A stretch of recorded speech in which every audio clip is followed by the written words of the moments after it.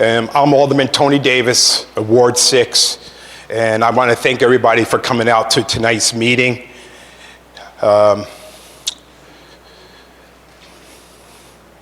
going to get, what I was going to say, again, welcome. And we know there's several ongoing investigations, gun violence investigations here in the City of Kingston. So tonight's speakers will not be able to discuss in detail these investigations. So just want to let you know ahead of time. The Public Safety and the General Government Committee set up this forum to give everybody that wants to speak about this, that wants to speak about the safety in this community and have questions or concerns answered, and to hear what is being done to assure that this community, that everybody in this community, all people in this community are safe. Therefore, we request that you keep your questions or comments to 2 to 3 minutes in length so that everybody who signed up or who wants to speak will have the opportunity to be heard and to speak. Finally, I would like to thank the speakers tonight. Mayor Steve Noble, City Police Chief Tinti, and Ulster County District Attorney Dave Clegg for taking the time to listen and answer your questions.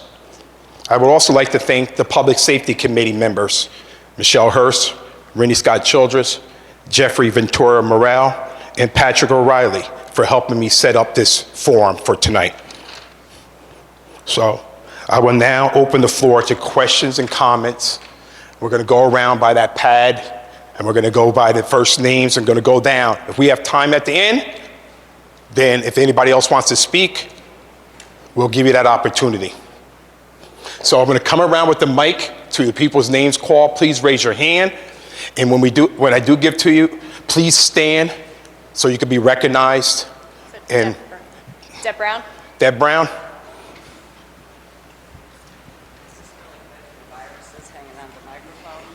Just an FYI, after I pre-read before I came up. Hi, my name is Deb Brown. Oh, hi, sorry. Hi, my name is Deb Brown, and I have a few comments. I want to thank the elected officials for holding this forum tonight, finally. The concern of the residents was a lack of communication from KPD and City Hall. We knew what was going on out there. It would have been nice to have reassurance from our elected officials to know they're on top of it. Even if you are, it's always good to make yourself approachable to the residents, because rumors spread that way if you don't address them right from the beginning. Obviously, the concern was the rash of shootings, and I question the laxity on the city's part of making the perpetrators more emboldened. Maybe by ignoring this, they figured, hey, we got free rein. And sometimes there was no immediate consequences to these actions because of lack of witnesses and also fears of the bail reform. I know that's a very touchy subject. And there is a real concern, is there really gangs here, or is this just a bunch of people just shooting off guns for fun? Today, it's hard to hold the thing when you're trying to talk. Today, while I was home, I went through the blotter. Brought up a lot of police reports. They're on the city website. You can check in every day to see what's been called in. So I just picked random ones for the 3 months. And unfortunately, the police have to do a lot more than just fight crime. They have to be mental health counselors. They have to address the mental health client in addition to their own safety. So to me, law enforcement is a lot different than what it was many years ago. They have to be teacher, negotiator in domestic violence, in addition to arresting and solving crimes. So I question, do we have enough KPD to patrol the city? If not, more officers might be needed. Is it a money issue in the budget? And for many years, for 6 years as councilwoman, I reviewed the budget. And I always looked to see if we could put more policemen on the force.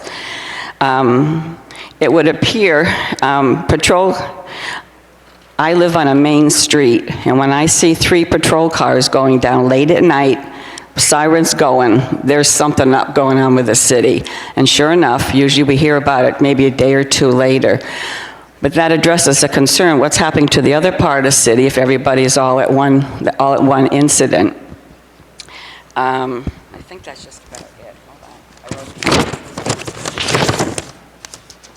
Council members should, on the next budget or before, look into expanding KPD. We cannot always rely on the Sheriff's Department, Patrol, and New York State Police to handle our situation. Thank you.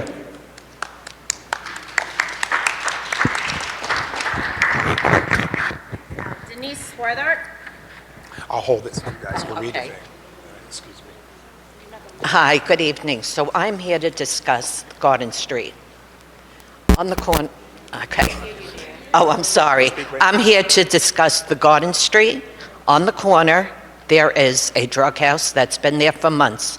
Nobody, I called the police. I was up to urgent, given plate numbers. I'm a little nervous because this is very upsetting to me. Up every night with these people, in and out. Call the police all the time. Nothing seems to be done. They come, I already saw them making fun of the one that called, which was me. They were smoking what it looked like to me, crack in the car, just came out of the house, and the officer bowed down, talking to them right after they smoked, and saying, oh, people are antsy in the neighborhood. Now, I wanted to scream out of the window at 12:30, antsy? Pull them out of the car, check their ID, check them. You would have found the drugs right on them. The house is loaded all the time. The windows are broken. Little kids even go in this house. Now, I'm telling all of you, if a little kid gets his hands cut off, I'm letting you know that these main windows that are 5 feet by 5 feet are cracked right down the middle. Nobody does anything. The landlord, he tells me, I don't own the house, and I've called the police hundreds of times. Nothing's done. The officers even say, aren't you ready to sell your house? I'm ready to sell my house. We pay over $25,000 in taxes. My husband owns property in Port Ewan, between the business and the house. Now, we should sell it because of this house loaded with drugs. 2 stabbings came out of this house already. Who am I to call? I called the police and I went to urgent. Who do I go to? I don't know where to turn anymore. All night long, the drugs are in and out. The cars pull up, pull into the driveways, right under our bedroom windows, blasting the music. I mean, this goes on. And I told the police many times, and nobody seems to care. One officer told me, okay, we need 3 arrests before we can do anything. If you come into my kitchen, I have all the police cards lined up of who to call and who to email. I had 2 of your officers that were the greatest guys in my house. The guys went in the house. I said, here, watch these 2. They went in the house, and they must have bought the drugs. I said, watch them come out. If you go around the corner and get them, you're going to get them with drugs. And they laughed at me. So now, you know what? I'm not calling nobody no more. Let them kill one another in there. That's all I have to say. It's a very sad situation that nobody's doing anything. And this is on since the summer. Now, do you know about the Garden Street house? Now, I'm certainly sure it wouldn't be next to your house, or it wouldn't be next to the mayor's house. Things would have been done by now, or even an officer's house. Why do we have to suffer? I don't understand it. The house is infested with drugs. That's all. I don't know where to go next, who I'm going to tell. I don't know why the officers aren't pulling the people out of the cars and checking them. We had people laying in cars with blankets, sleeping. You know what the one guy said? The cop came and said at 8 o'clock in the morning, oh, do you have any warrants? Pull them out and ask them their name, get their ID. I know more than you. I try to tell these guys, go and do this, go around the corner, set up surveillance cameras. They tell me, invest in cameras all around your house. So I should go out now and invest in cameras all around my house because of what we have alongside of us. The landlord, he won't do nothing. He says, oh, the city put these people here. This one guy that works for him. So Mayor, what are you going to do? Are you going to move these people out? You're with the city. Help us out here. You know they wouldn't be sitting alongside your house, I'm sorry to say, and I don't want to be mean, but we're dealing with this, me and my family. And sometimes I'm up till 2 o'clock in the morning. They pull in the driveway, cars, music blasting, banging on windows. The side window is where they pass the drugs out. My bedroom is right there. I see everything.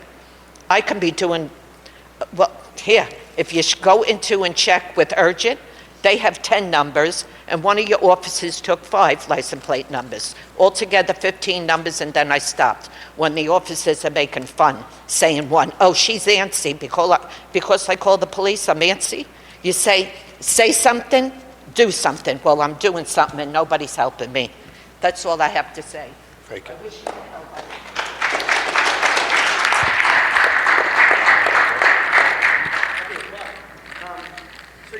Garden Street specific, thank you. Specifically Garden Street, you mentioned, right? But this is the first time you and I have spoken about this. Right. You should have, right. So a couple of things that you mentioned, and I'm certainly not to kind of go back and forth. This isn't the forum for that. But in cases where the officers are there and see it or maybe have interaction with those individuals, they do what they can. You know, in some case, well, you say like rip them out of the car. State police do on Ventura. You do, who does? State police. They did that in Garden Street?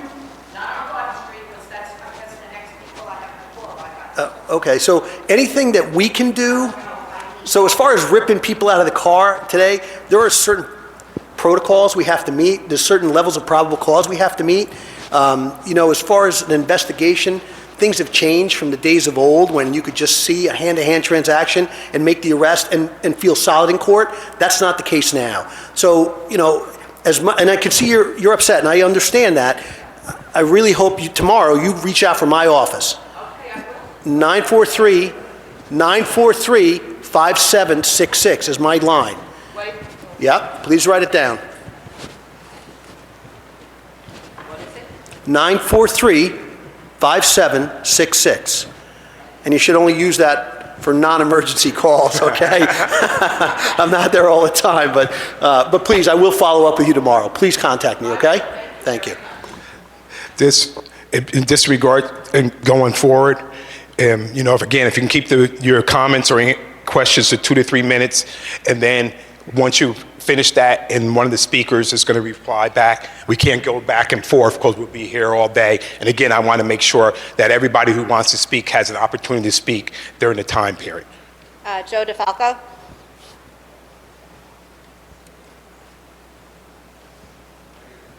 I know. No, I can hold it. I'll hold it. Well, I'm afraid you might take it away from me. I'll hold it. Well, don't take it away. Okay, I want to thank you for having this, and I wanted to ask a couple of questions and make a couple of statements. Now, I heard tonight that was a question of police manning, enough employees. Well, at one meeting I had addressed that, and I was told they always would like to have more, but they have enough. And that came from Chief Tinti. And I'd like to thank the mayor, because I didn't get a chance to thank him any other time in person, that he's here tonight, that he created the sanctuary city. And the other part of the question of that is, do you attribute the upswing in this violence to sanctuary city? Because all over the country, in sanctuary cities, crime is up, okay?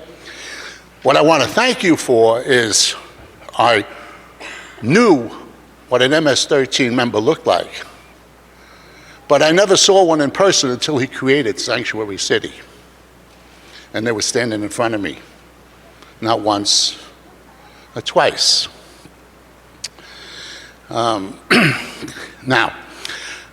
the question I want to ask or get an answer to is, do you attribute the upswing in this violence to the sanctuary city? And by the way, sanctuary city was declared in 2016 when the mayor got elected, and then the complete council voted unanimously for it in 2017. Now, can you answer my question? Yeah, sure. So when you talk about, Joe, when you talk about a sanctuary city, you're talking about a city that has allowed an influx of what you have come to believe, gang and violence, correct? Gang and violence is what you're talking about. I can tell you we have these levels of violence that we've experienced in the last 6 months. We can't associate that with what you're saying is a sanctuary city problem. What I'm saying is there are a number of factors that cause people to do bad things. A number of factors. It is beyond the scope of law enforcement to prevent some of those factors from occurring. And I know to some degree we can go back and forth and define or possibly disagree or agree on a definition of a bad person, but there are some bad people that are doing some bad things. And the role of law enforcement is to be in the center of that, between the good and the bad, and catch them. And that's where we are now. But that is not a factor. There are a number of factors, and people will say everything from bail reform to opioid access to prescription drugs to, there are a number. And we could talk about families, we could talk about social issues, we could talk about criminal justice issues. There are too many. The fact is, the people that are here in this room care about their community. The ones that are committing these crimes don't. We need more of this. This is what we were after. When I was interviewed before we started this, and I apologize for taking over the microphone, but the fact is, here is my plea to you. We have 71 police officers. We are meeting the staffing requirements to get the ones out there. When you ask me, could we use more? I could use 200. Absolutely, but some people will say that's too many. We are finding that balance, making sure we answer the calls for service and provide a proactive patrol as well as investigation as well. We do partner with the Sheriff's Office and the State Police. We have that partnership. We're exploring different facets of that partnership now to help the residents. But we have 23,000 people that live in this city. We need all your eyes and ears to help us. And when I hear something about Garden Street, I'm going to make sure I follow up, and I really sincerely hope you call me tomorrow. So I know you will. It looks like you will. But I need that as well. And it's not the efforts of the cops. It's not. The cops aren't not doing their job. They're doing their job. It's just, it's out there now, and there are certain things that make it more difficult. Those are the factors involved.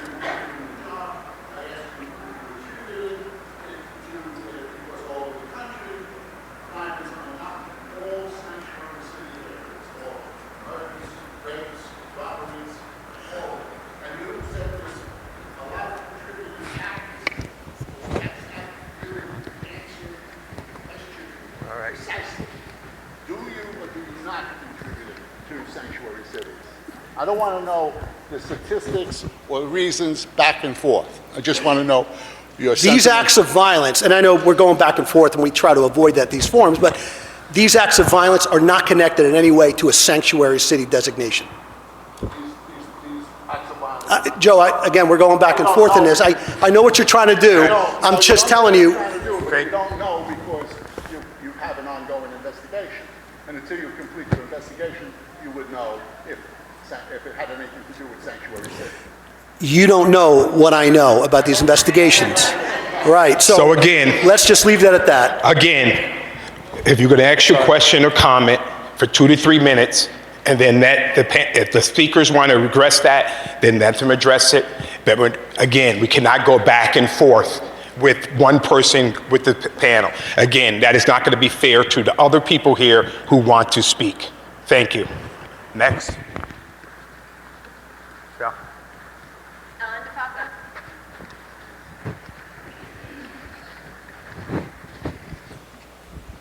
Thank you. Ellen DeFalco, 66 Glen Street, Kingston. Thank you, Mr. Davis, for hosting this, stepping up, and making this forum happen, finally, because we have had how many shootings since October? October 24th, November 1st, February 11th. Silence from the administration. Absolute silence. Not acceptable. The city residents are scared. We are in need of answers. And to you, Mr. Mayor, you are responsible for keeping good order and prosperity of the city. That's one of your jobs. And why have we waited until February 17th when Mr. Schumer had to come down and make a big spiel in front of the police department about the ghost guns? We want answers. We are scared. We want to know that we are safe. And why has it taken this long for this type of event to occur? Thank you. So I think one of the things that's important is that, the Kingston Police Department does an excellent job communicating, and if you're not connected with us on social media, if that's one way that you communicate, you should definitely get connected, because as soon as these incidents occur, we post every single bit of information that we're able to post about these incidents. And as we've mentioned, with all three of these incidents, they were all completely targeted incidents. And I think that that's really important to, if we felt at any point the community at large was at risk, we have many methods. Many of you probably get our snow emergency alerts, Swift 911. Those same alerts are also used by our office and the police department to notify any neighbors if there is an actual risk in our community. Thankfully, we haven't had to use those tools, but we are keeping people updated. And so I would encourage you to use the Kingston Police Department's Facebook page. I would encourage you to sign up for the city's newsletter where we talk about these incidents. I would encourage you to stay connected to your local press where they report on these incidents. And again, I think one of the things that's really great about the City of Kingston is that we have 9 people who represent each of your wards, who is your direct connection to City Hall, who is able to get information from the chief, from my office, and be able to relay that back to all of you. And so I do think that there are some really excellent ways for us to be able to maintain those communications, and it is really challenging for us to be able to, not communicate what we want to communicate. And much of that is because of issues that we have with, say, the District Attorney's Office and how much we can share with the public about these cases, because at no point do we want to jeopardize the great work that the men and women are doing at both the police department and at the District Attorney's Office by oversharing. Again, we'll do it when we need to, when the public safety is at risk, but we are, I think, as we all see, is that, we want to be able to make ourselves available to the community, and that's why, we wanted to do this forum at this point in time. John Matthews. I think I can speak loud enough. I don't want to speak into that. First of all, I'd like to thank you for spending your time tonight to put this... I can't hear you, that's why. Oh, all right. I got you. First of all, I want to thank you for taking the time tonight to spend here to have this meeting. There's 2 things that I really would want to be today. That's a police officer and a school teacher. But get to my story. What scares me about this is everybody says we're safe. I had a shooting on my street on Newkirk Avenue. If I was sitting on my porch, I'd have been dead. Okay? They're shooting at each other coming up the street. One's in a car, shooting out of the car, and the kid's running up the street, shooting over his shoulder. Comes right by my house. So how can we say we're all safe? We don't know where these guys are where it's going to take place. You say they're targeted shootings. Yeah, they are. But what do? We're just innocent people sitting down having a cup of coffee. Next thing you know, you're gone. Because they don't care where they shoot. They got one thing in mind. They're after something. They don't care if you're in the way. That's my concern. But to all the policemen, you do a hell of a job. I sympathize with you. I know there's a lot of rules and regulations. It's tough today. So good luck at what you're doing. All stay safe.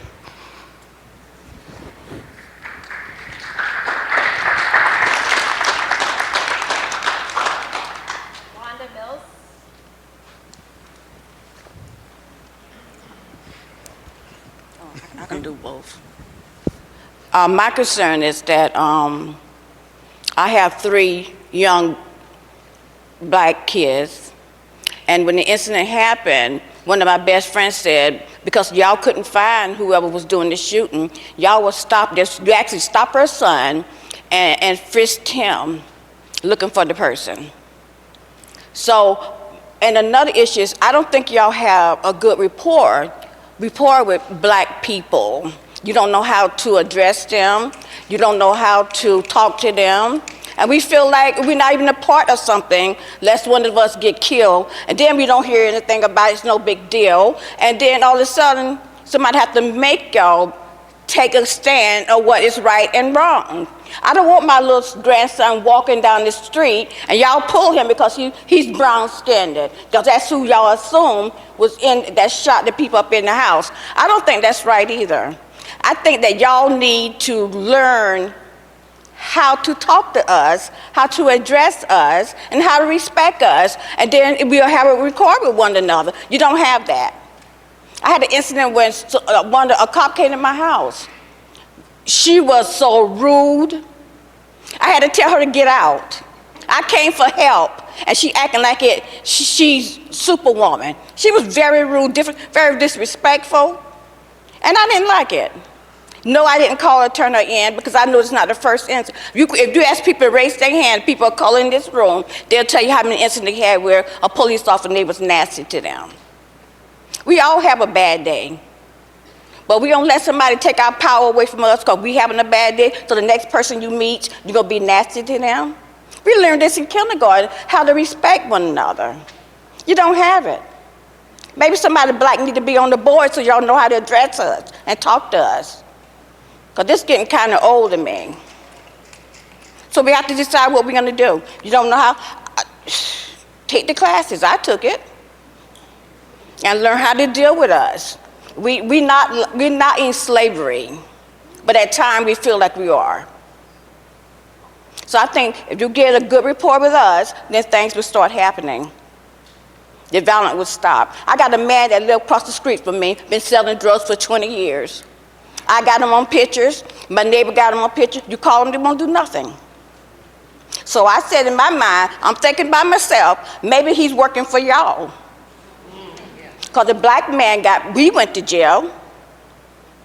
And I called, nothing happened. Dropped needles in front of my house. I live in middle class. I work hard. Call you, don't do anything. So how you gonna sit there and say something and we supposed to trust your word now? I don't. So you need to learn how to speak to us and respect us like we do you.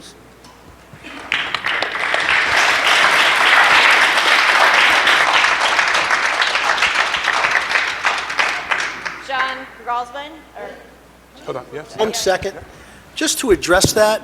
So I just want to go back to what you talked about as far as the communication between an officer and a resident, whether they're the skin color. And so one thing we do try to do with our police officers, at least over the last 4 years, has been develop a different rapport at the level of interaction that takes place. And I will say this, there are times, especially when there's high-stress investigations going on, that officers are very short with people because it's about getting as much information in the shortest amount of time to give to the detectives, to work the information, to get them to the bad guy, all right? So I'll say that. It's not an excuse.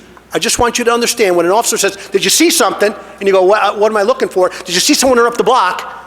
And they're very short with you. Again, no excuse, but that is the mindset of the police officer to catch the bad guy, make the neighborhood safe. The other part of that is you said you had a poor encounter with a female police officer from the Kingston Police Department, correct? Okay.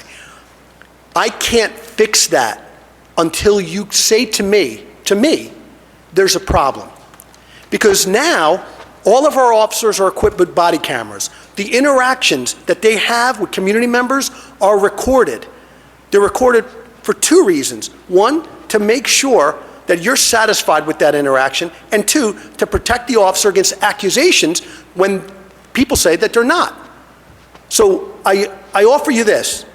Please contact my office, give me that information, and I see that you're not really happy with that, but I can't do anything. If this actually occurred the way you say it does, then that officer thinks that her behavior, in this case she, is acceptable, and it's not.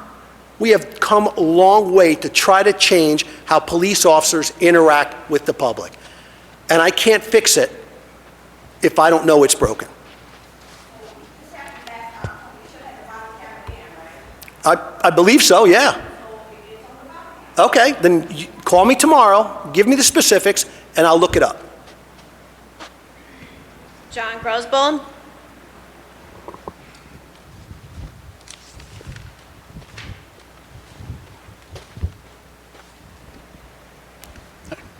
I'm John Grosspolen, and my family goes back to at least the 19th century in town here, so I'm not a newcomer.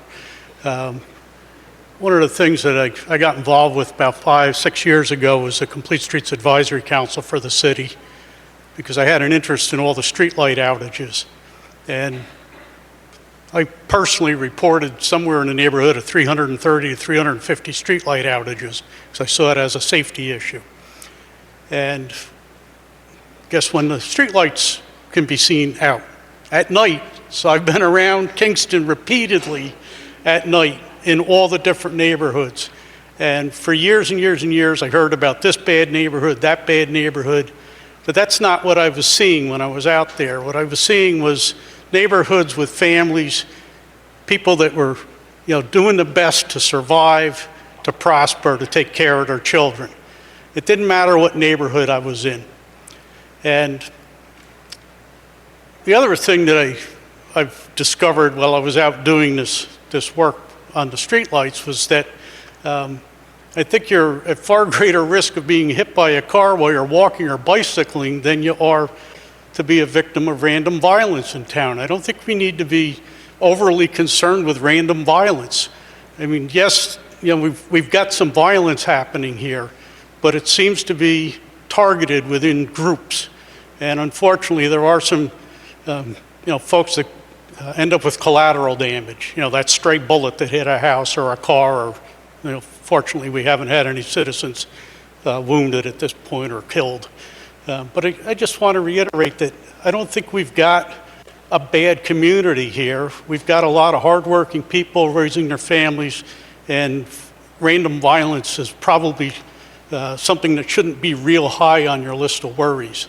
And, policing probably, well, I hate to say how many years ago it was, but when I was studying in school, I had a professor that told me that policing is about 95% the cooperation of the citizens that are being policed. And yes, occasionally things might fall through the cracks, but we really do have to be involved, pay attention to what's going on out there, and help the police identify the perpetrators, the problem people, and then we can maybe move on to eliminate them as a problem in the community. Okay, thank you.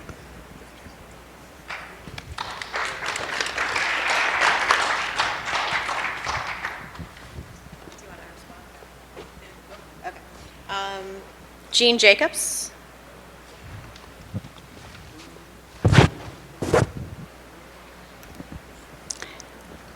Good evening.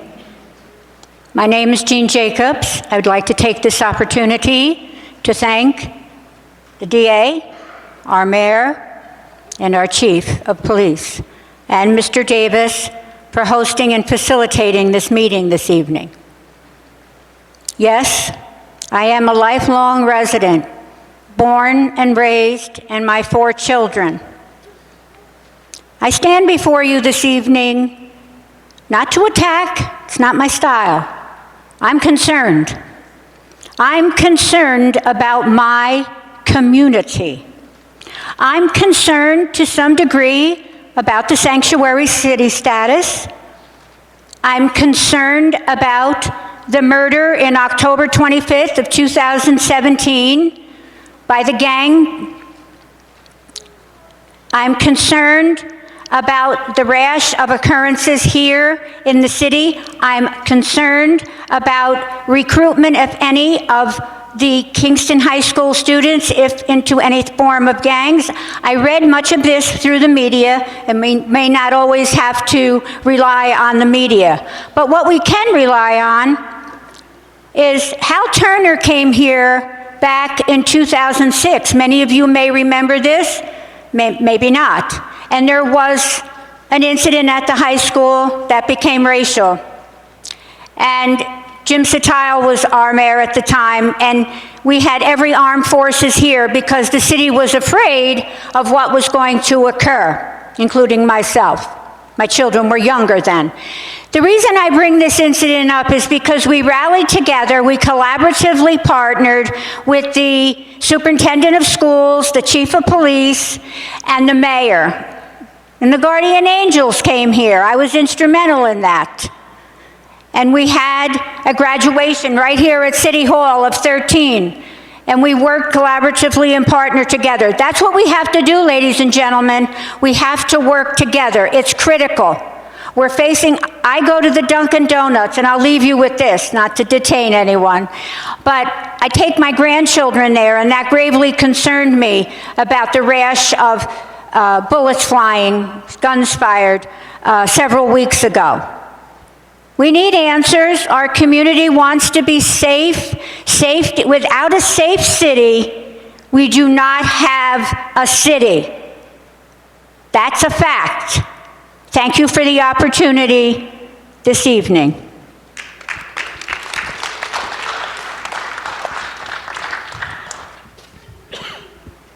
Patrick De Leon.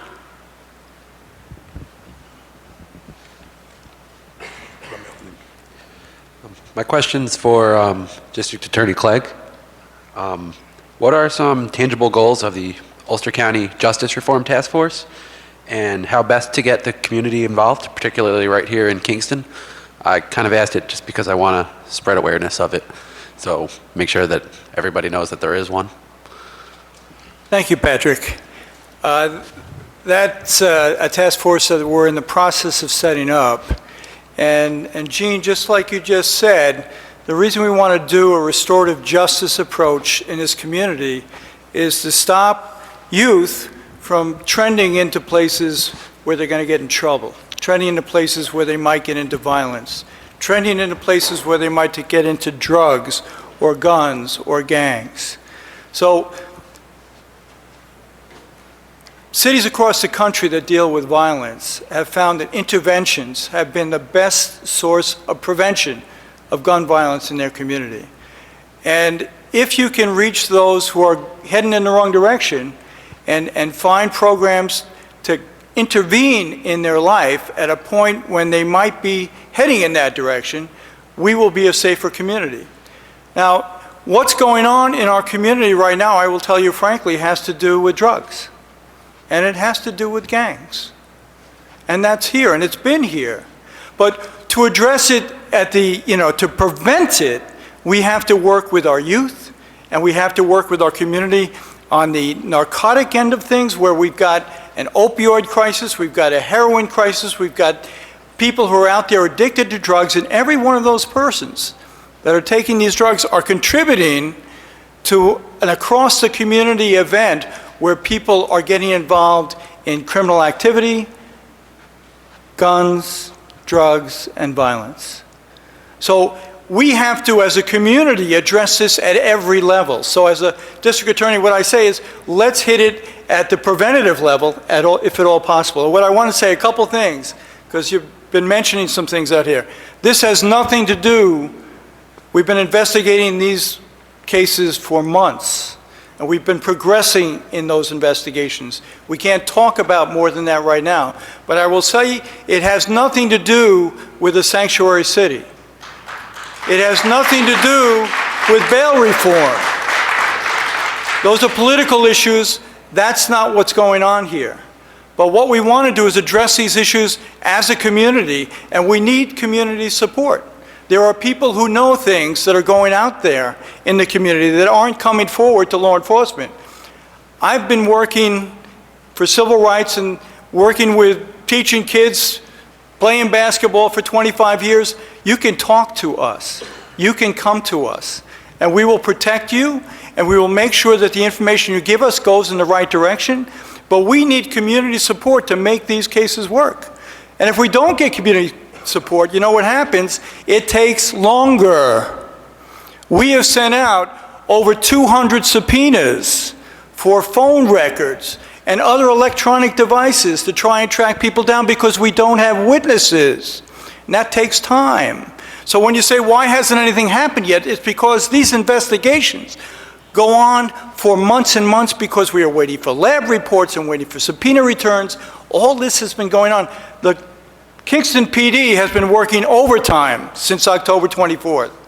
The public defender's, the district attorney's office has been working overtime. The state police have been working overtime. Everybody in this community, especially the county sheriff's department, have been contributing to these investigations. We are working hard. We will get some results, and some results may never come. But we are getting there. We are pushing it. We are going countrywide to investigate these cases. So that's what's going on. Just so you know, we are doing everything we can to make this community safer. But we also need the community support. I call it community justice to be involved to make this work.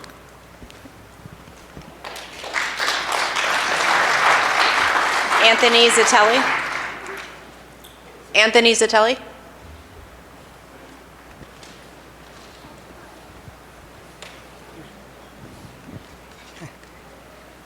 Okay.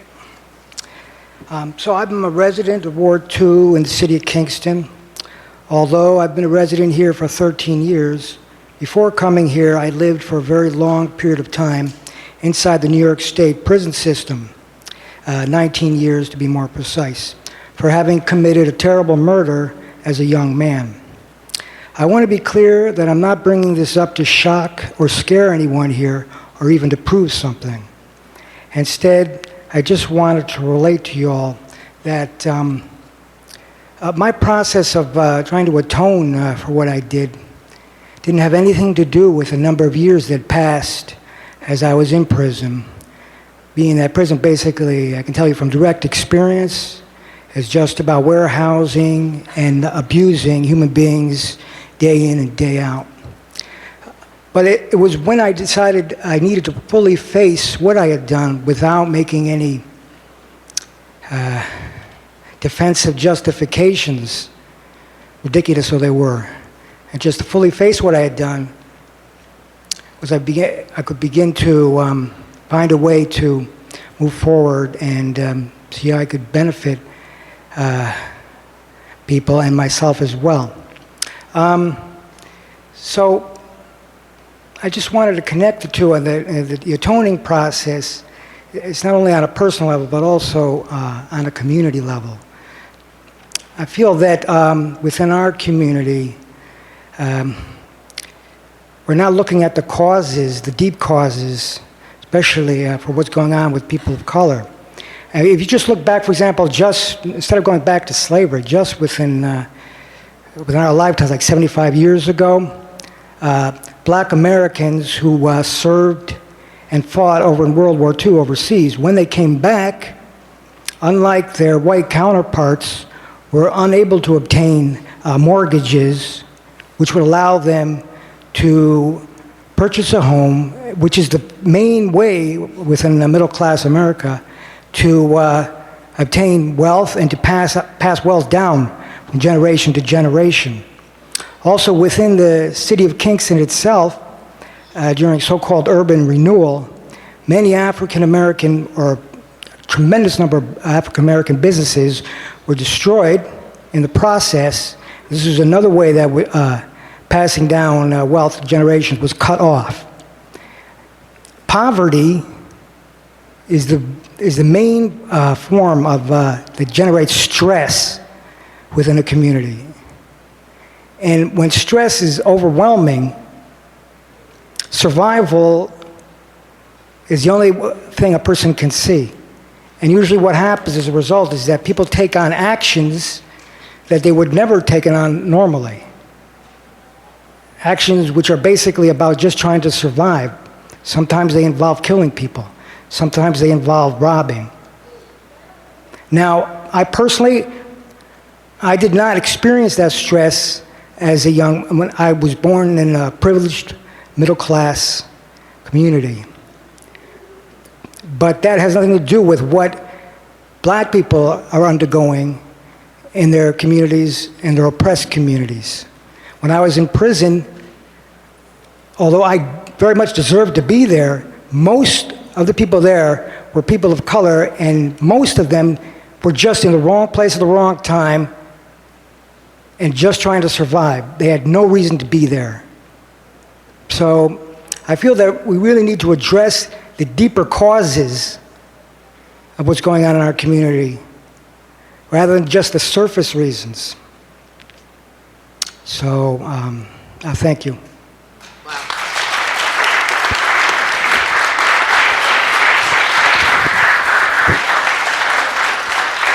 Callie Jane.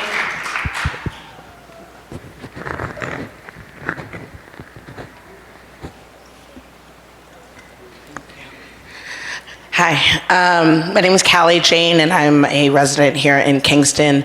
I'm also a former drug addict and one of those bad guys that we keep hearing about tonight. And I'm here to talk about safety, community, and our responsibility to our neighbors. Because the way that we talk about public safety and gun violence and drug addiction varies depending on what communities we are talking about. We throw resources and policy solutions to gun violence and drug addiction in suburban areas. I know. I grew up in a suburban area, and I'm grateful for the resources that I got. But here in urban areas, those resources instead go to the prison industrial complex. And we know that the prison industrial complex is not going to support our neighbors. A 2013 study found that among Black Americans, the likelihood of having someone within their social network die by firearm at some point during their lives was 95.5%. And that direct exposure to violence was the best predictor of whether an individual would later engage in gun-related crimes. So now I'm going to tell you why that happens. We can all agree that America, New York, and Kingston was built by enslaved Africans. And then policies have been created to segregate, dehumanize, and criminalize Black people in the United States. The school-to-prison pipeline is taking our children from preschool and criminalizing them, sending them to children's homes and juvenile services and jail and prisons, and teaching them a way that other children are not being taught how to survive. And we know that studies have shown that the inequalities that fuel gun violence are caused by racist policies that target communities of color and create segregated and underinvested neighborhoods. And we must address those issues if we want real change. Because when violence happens in our community, my first thought is, why did this person feel that violence was the only way to handle this situation? And how did we let them down? And we know that the best way to address gun violence is to address the underlying social and economic inequalities that fuel gun violence. And if anyone is interested in any of that information, we have some back here that we can give out afterwards, studies that have shown how you address gun violence. And so we know that we have to address the underlying issues. We need to support all the people in our community. And we have heard before from numerous people, we have heard from our mayor, that we must examine how we address systematic oppression and institutional racism and how we correct the inequity that undeniably exists. And so if we want to actually address the issue of public safety, if we want to address the issue of gun violence, that is what we need to do. We need to address the underlying issues that are forcing certain communities to behave in certain ways because we have been robbed of every resource that we should have gotten. We have been robbed of housing, we have been robbed of quality education, we have been pushed and churned in to fill this prison industrial complex, and we need to stop that. We need to address those issues. And so if we want to talk about public safety, we have to talk about supporting the people in our community that have been completely harmed by the building, structuring, and development of this country.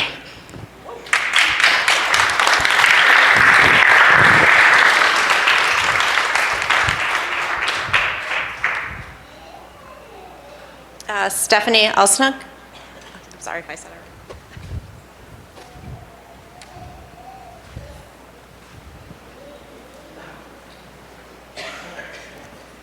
wrong. Stephanie Linsig. So first, I just want to say thank you to the Common Council and the Public Safety Committee, Chief Tinti, Mayor Noble, DA Clegg.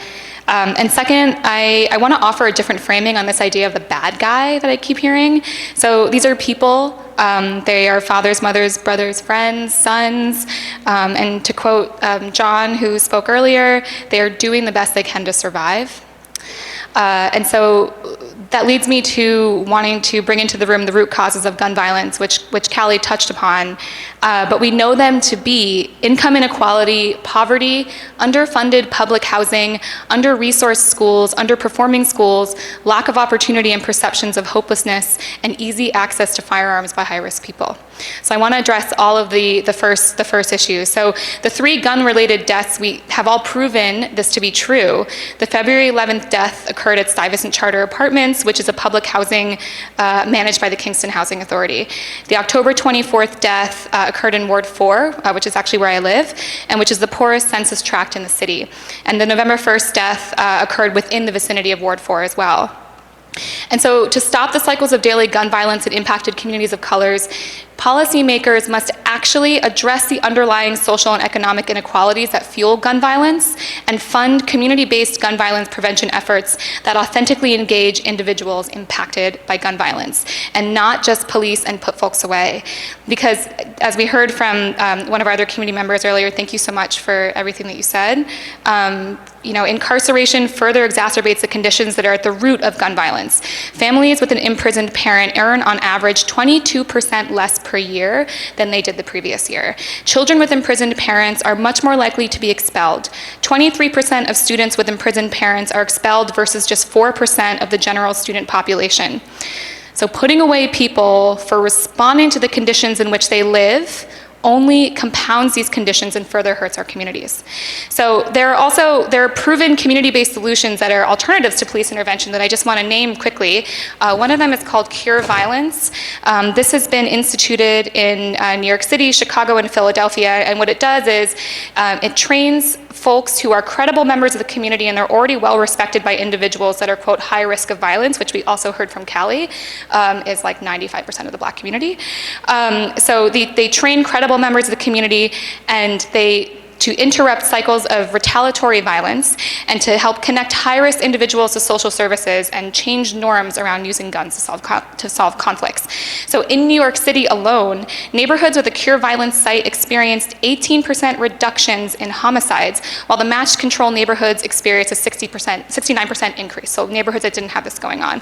And the last thing I'll say is, we have Chief Tinti, Mayor Noble, DA Clegg, who I don't see up here any people who have trauma-informed analysis to help the folks that are high risk here. We know that cognitive behavioral therapy programs provide high risk. They help individuals cope with trauma while simultaneously providing tools to de-escalate conflict. And in Chicago, a trauma-informed program that provided high-risk youth with cognitive behavioral therapy and mentoring cut violent crime arrests in half.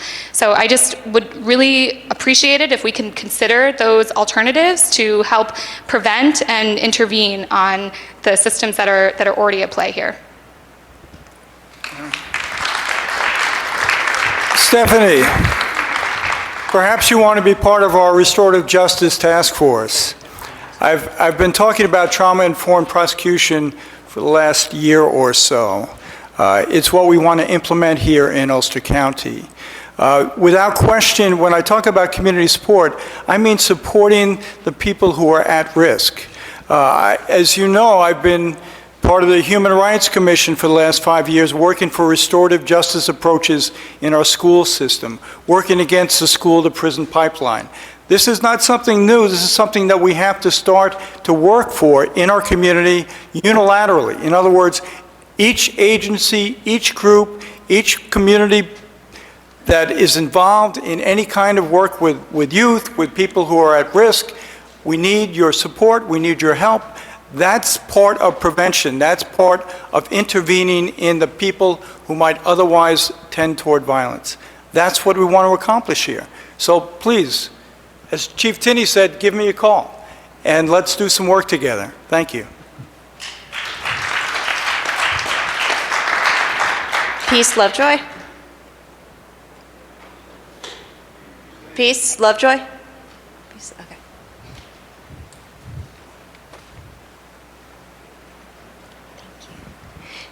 Thank you for this opportunity, for allowing all of us to come together and resolve. I was in a meeting, I'm a leader over at Citizen Action, and I was in a meeting there, and I felt an urgency to come here.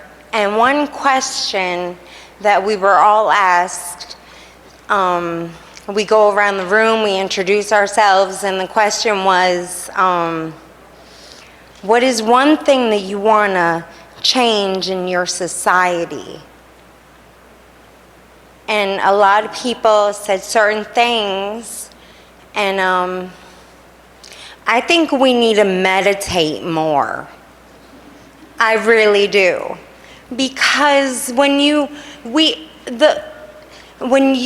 meditate and you think, then you feel, then you behave. People do what they think. So as leaders that are here, and the police and the society as a whole, if we all meditated, you know, we could rehabilitate the mind. And I'm not talking like 4 or 5 minutes. I'm talking where I would love to see the police and even the town judge or the child psychiatrist come to my meditation class. All of you are welcome to join me. It's over at People USA, Wednesdays at 11 a.m. And I think the problem is in the mind, people. And that's why there's so much violence and there's so much wrong being done. Because people aren't thinking. We gotta meditate. We gotta, as a society, as a whole, a community, come together, do it with your children, do it with your boss, and meditate.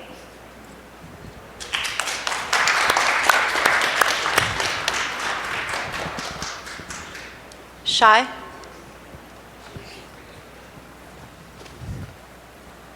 What's up, Dave? What's up, Dave? So I just joined Restorative Justice on the task force. I'm excited about that. But my question, well, my concern is, I had something else to say, but I've been hearing some things that's troubling me. So the fact that they're calling my people bad people, the fact that they're saying they is bothering me. And another thing that's troubling me is the fact that a young man over here said we shouldn't be concerned about our safety. That's troubling me. And the reason I feel like he feels so chillaxed about that is because it's not happening in his neighborhood, it's happening in mine. People are not robbing his house, they're robbing my people's houses. So for people to sit up here and say we shouldn't be concerned, we shouldn't be worried about safety, you as well, Noble, we shouldn't be concerned, we shouldn't be worried about safety, we're safe, you're safe. I'm not safe, my brother's not safe. And welcome to my world. Welcome to my world, because your frustration is my people's frustration every single day. So you got one drug house to deal with, I got 10 drug houses to deal with.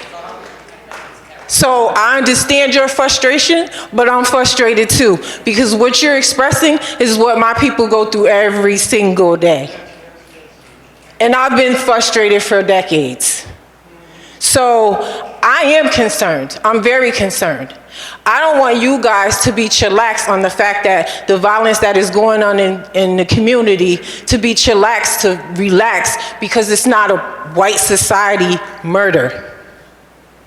And I understand, Dave, you say you need the community to help. I understand all that. But I just don't want you guys to get